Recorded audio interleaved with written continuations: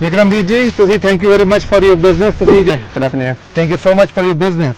Thank you so much for ਤੁਹਾਡਾ business ਦਾ Facebook ਤੇ ਲੱਭਿਆ.